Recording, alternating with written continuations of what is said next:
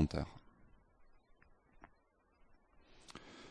Rappelons ce que dit la loi des grands nombres. Elle dit qu'en réalisant une expérience un grand nombre de fois, la fréquence d'un événement se rapproche d'un nombre appelé probabilité.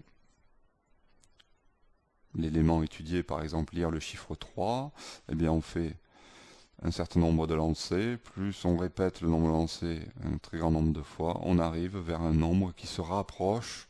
Donc la fréquence ici de réalisation de l'événement se rapproche de sa fréquence, on va dire, théorique, ce qu'on appelle la probabilité. Voilà.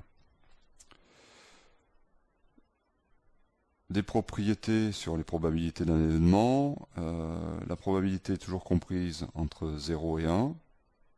La probabilité d'un événement impossible, c'est 0. Celle d'un événement impossible est 0. Et on écrit ceci. D'un événement certain, c'est 1. Ça correspond à P de l'univers, probabilité de l'univers. On a la propriété suivante, la probabilité d'un événement et la somme des probabilités de ses issues. Donc la probabilité de lire un chiffre pair, c'est de lire 2, lire 4, lire 6.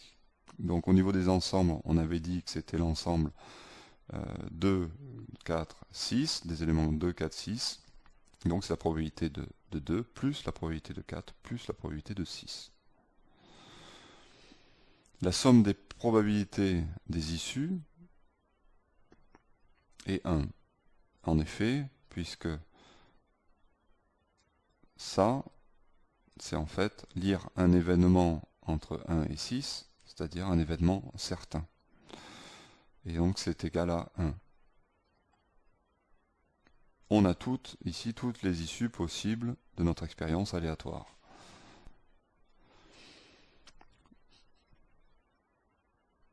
Alors, concernant les propriétés d'un événement, avec les ensembles, propriété 1, voici l'univers, des éléments, il y a des éléments, donc un ensemble A, qui correspond à l'événement A, et ici l'ensemble de deux issues, qui est appelé B, qui correspond à l'événement B. L'intersection des deux est vide. Voilà. Et quelle est donc la probabilité de l'union des deux? La probabilité de l'union des deux, c'est qu'on regarde les issues qui appartiennent aux deux, celle-là, celle-là, celle-là, celle-là, celle-là, et celle-là, et les deux rouges, et on va ajouter la probabilité de chacune. Donc P de 1 plus P de 2, etc. Tac, tac. Et donc l'union, ça va être la somme des probabilités de chaque issue.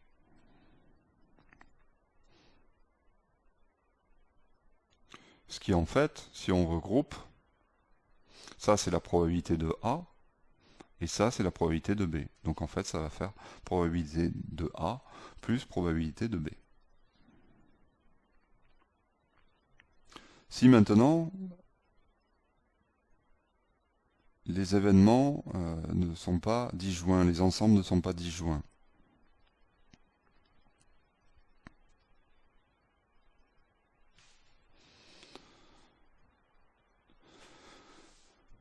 donc je me suis trompé quand j'ai dit que les événements ne sont pas disjoints. Disjoints, on le réserve aux ensembles. Les événements, on aurait dit, ne sont pas incompatibles.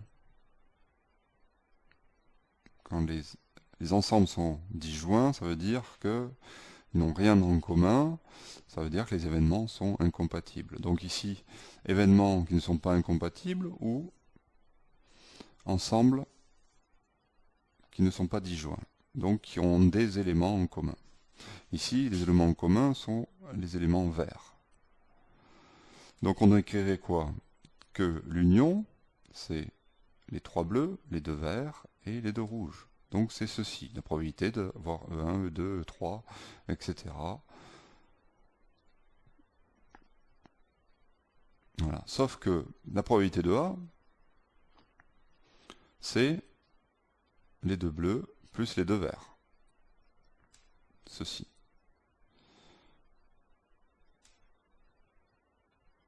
Donc, on a que P de A union B, c'est probabilité de A, puisqu'on retrouve la probabilité de A, plus P de E, plus E de 1, plus E2, les deux rouges.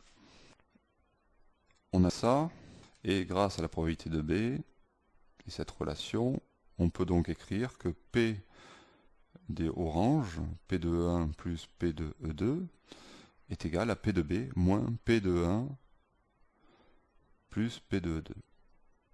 Ceci.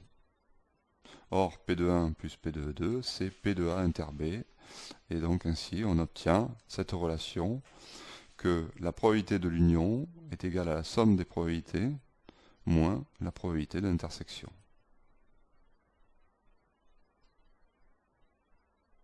À retenir, c'est une relation très importante.